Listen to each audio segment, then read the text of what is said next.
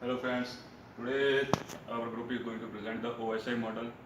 The OSI model performs with the Open System Interaction model and its main process of the communication between the endpoints in a telecommunication. There are 7 layers of the OSI model. The first layer is starting from the bottom is the physical layer, then comes the data link layer, then comes the network layer, then comes the transport layer, and the session layer, and the presentation layer, and the application layer. The last and the topmost is the application layer. I am going to explain the application layer. The application layer is responsible for the process communication across the IP network and provides a firm communication interface and the end user services.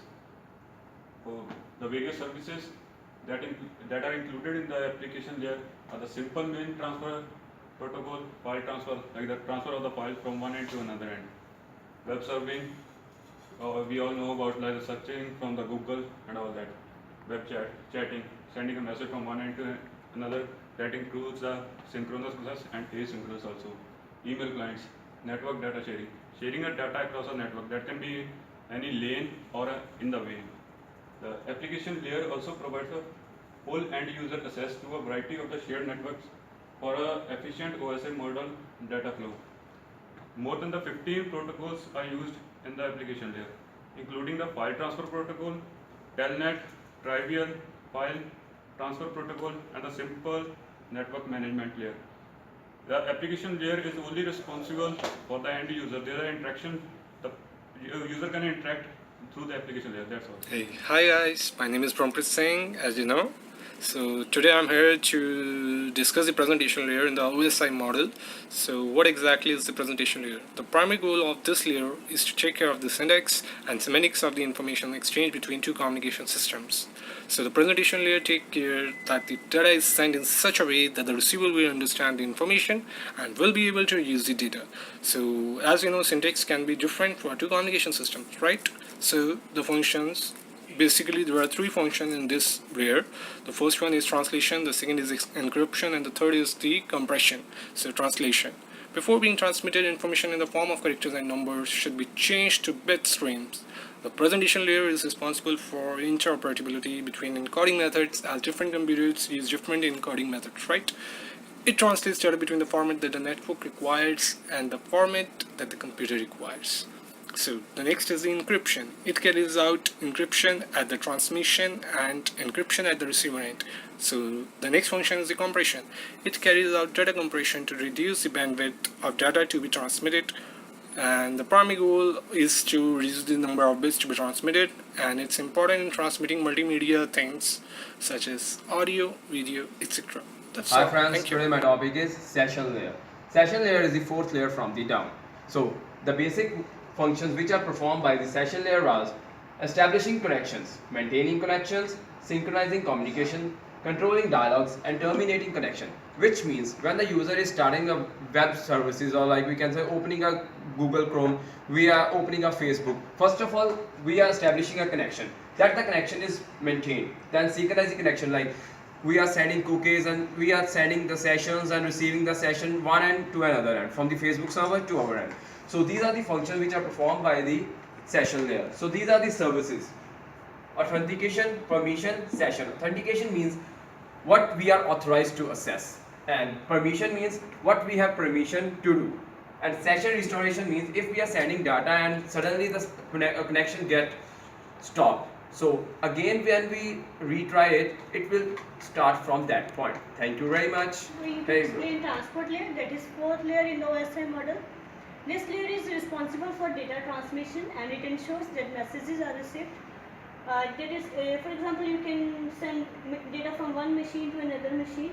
It receives data from session layer and passes to the network layer. And there are two protocols are used in this layer. First one is TCP, that is transmission control protocol, and another is UDP, user datagram protocol. Transmission control protocol, it is responsible for reliable connections, and UDP for the unreliable connections. And TCP helps control congestions and flow controls. And the main functions of this protocol is that it ensures reliable arrival of messages, and it controls the traffic and provides error checking and data flow controls. and it also it is used for connection mode transmissions as well as for connectionless mode transmissions, and so particularly it sends responsible for sending data. So thank you. So I'm going to explain the third layer of the OSI model. It is network layer. So main function of a network layer is to take data from the data link layer and transport it to the next layer, which is transport layer. So it basically, the main function of network layer is to convert the packets into messages for the transport layer. Basically there are IP addresses in the network layer. It converts a logical address into physical addresses. Like if there is IP version 4 and IP version 6, so basically it is related to the network layer.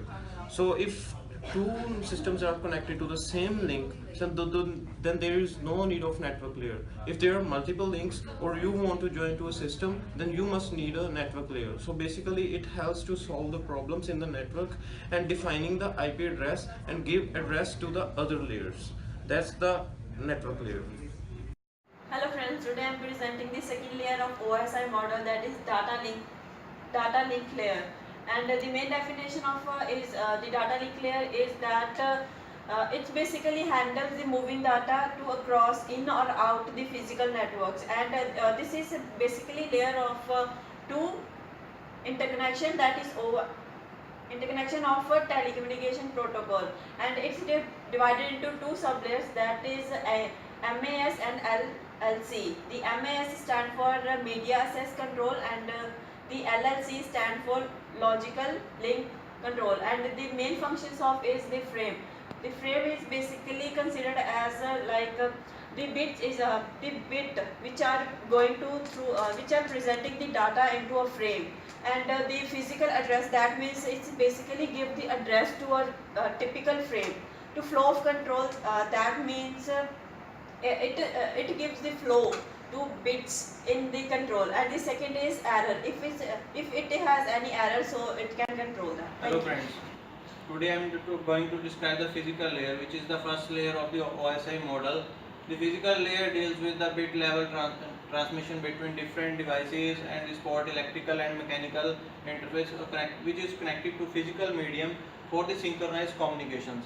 There are two examples here. First, there is one first point from the data is communicating from the other point with the use of transmission channels, and physical layer includes modems, cables, and the whole hardware equipments. The functions of physical layer is, the first one is bit representation. It encodes bits into electrical and optical signals. Transmission rate, it ensures that the transmission rate, which is the data is sent per second between the two layers. Physical characteristics, it ensures that the interface between devices and the transmission media should be correct. Synchronized, it also sends and receives the clock media. Transmission mode is simplex, half duplex, and full duplex. Physical topologies are there, 4 topologies are there: mesh, ring, and star topologies. Thank you.